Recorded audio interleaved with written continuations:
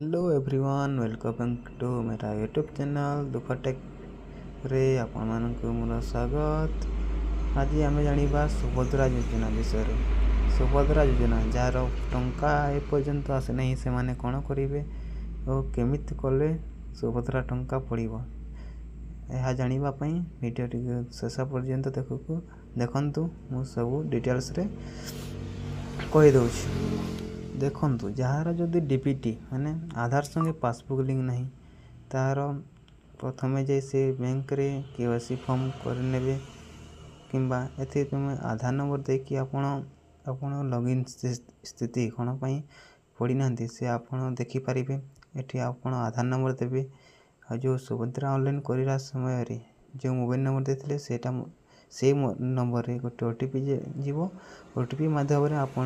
Login करेंगे आपण आवेदन स्थिति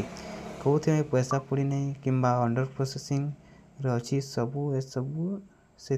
ओटीपी माध्यम लॉगिन कला आपण डिटेल्स बाहर किंतु जो मानकर राशन कार्ड नहीं से मानकर ए पर्यंत टंका आसी नहीं से माने कौन करेंगे से माने वेट करंतु 24 तारीख तो लास्ट डेट देछि तृतीय किस्ती पकड़ापी से 24 तारीख पर्यंत वेट करंतु जदि न पड़ो ताले फे पुणी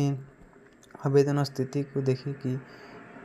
करने को पड़ो। आपण प्रथमे आधार सहित पासबुक लिंक अच्छी कि नहीं यहाँ इम्पोर्टाट आधार संगे पासबुक लिंक जदि नहीं आपण अकाउंट रे पैसा पड़ो ना टंका आसब ना कारण आधार से पूर्वर कही डीबीटी माध्यम से अकाउंट रे पैसा पकड़ से आपण प्रथमे